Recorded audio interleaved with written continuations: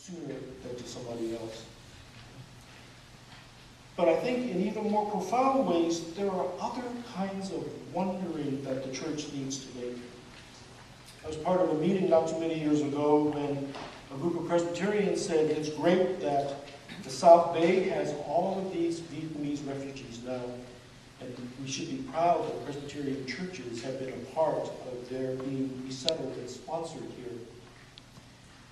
And so there was a meeting to say, let's take the next step. Let's think of starting a church for Vietnamese people in the South Bay. 6 representatives of that community came to the Presbytery office to meet with the Church Development Committee. And after they were welcomed and we were showing them where the refreshments were, the one in that group of 6, the one Vietnamese person who spoke the best English said, my friends have asked me to speak on behalf of everybody. We thank you, Presbyterians, for sponsoring us. We thank you, Presbyterian Church, for helping us with housing, with jobs, with clothing, with our children, with learning English.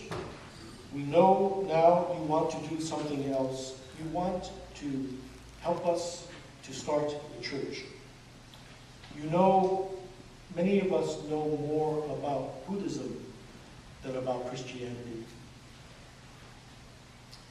But we are listening to what some of you have said about Jesus Christ. Maybe this is a good idea. This Jesus could make us very good Buddhists. The chair of the committee pulled on my sleeve and said, call a break, call a break. And they, not so smoothly, called a refreshment break so that folks could take cookies and tea or coffee. And he pulled me aside and he said, we have to end this meeting. They just don't get it. They don't get it, and we'll never start a church this way. And I was trying to say to him, listen to what he's starting to say, please. And he said, we're wasting time. Let's call them back together. Let them have the refreshments. Tell them that this is a great start, and we'll call them for when the next meeting will be. Which is what he did. And the second meeting never happened. Who got it in that exchange, and who didn't get it? What would have happened instead of leaping to say they don't get it, let's end this and let's figure out some other group to start a new church with?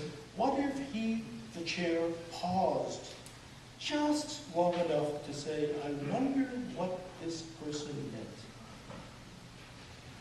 What does it mean to say, maybe this Jesus Christ that you're starting to tell us about, maybe that Jesus can make us good Buddhists? Harvey Cox, in his book, The Future of Faith, is one that I found helpful, maybe a little more than the books on emergent church and emergent times, because he says, you know, we're in the first decades of a new age for the Christian church. There was a period in our history when we were a church of faith, an age of faith. The early years where people actually had met Jesus or the disciples of Jesus, and they were saying, this is what we need to do to follow that Jesus. As the church developed, it moved from an age of faith to an age of belief, where they said, well, we have to decide what you have to believe, what's right to believe, what's not, and then we can decide who's in and who's out. And Cox says we're now in the beginning of a third great age of the church, where we've forgotten in the past, if you concentrate too much on right belief, we kind of forget that God's Spirit might be doing some new things. So we live now in the first few years of the age of the Spirit, where we're more open, yearning even, to seek what that Spirit is doing and what that means for us. What might be the Spirit of God doing with Vietnamese refugees who say, maybe this Jesus Christ will make us better Buddhists? And what might that Spirit of God be doing to Christians, whether they're Presbyterian or some other denomination, who say, let's talk about that? The mission of the church, in our time may also be a ministry that involves us in wondering. So with apologies to Floyd Morey, we need Asian American and other Christians, Presbyterians, who make things happen, yes, but who also watch things happen and wonder, what does this mean? It may be part of that new thing that you're being asked to do, because it may mean, whether you put up banners or not, prayer, work, study, and worship need two additions.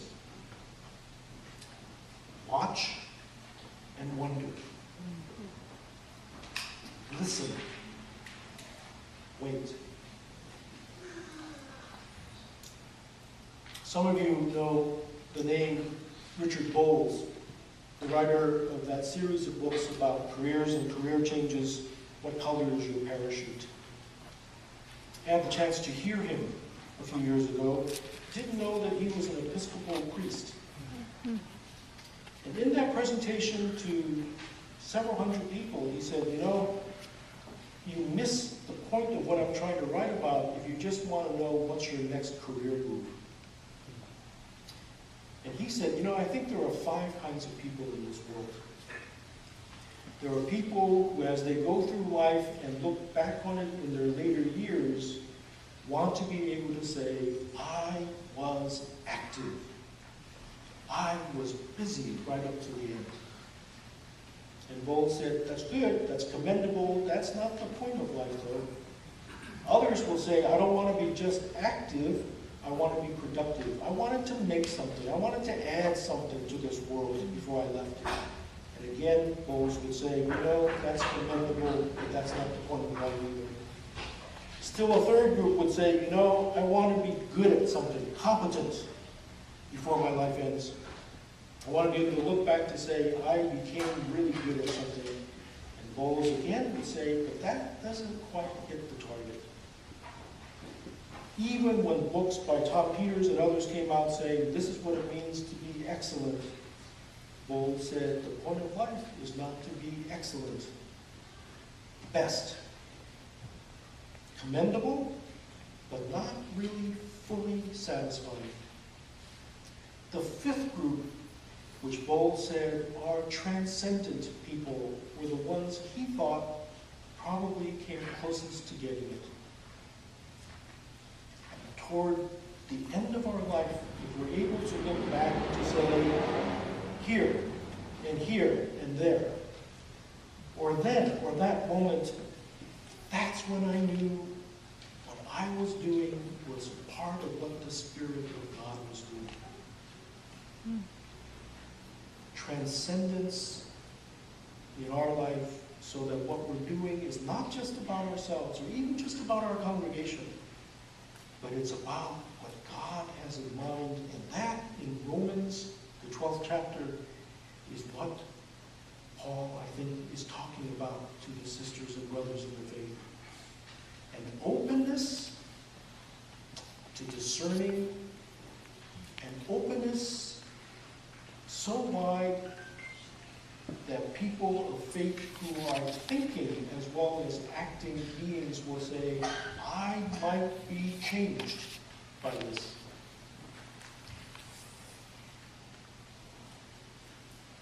I have 2 scrolls at home given to me by a friend when I mentioned to him that exegetical questions are not just occupying Christians. Those who studied Confucius and the Analects know there's a kind of argument going on in that part of the Analects where Confucius talks about virtue, life.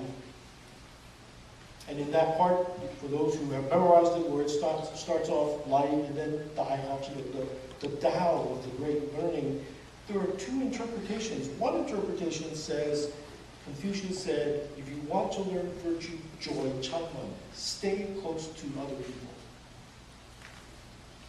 If you want to be virtuous, stick with people. An alternative translation is not chang in Cantonese, but sun. Joy, sun, man. If you want to learn virtue in life, stick close to transformed people.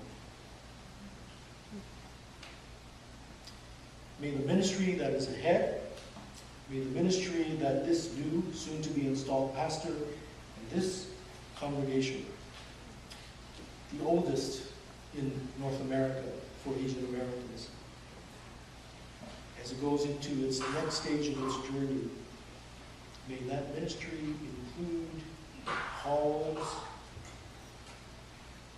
to make things happen, to watch what's happening, to wonder about it, and to be willing to be transformed by all of that, so that you can continue to discern what God has in mind for God's creation, and what God has in mind for how you will help in that creation.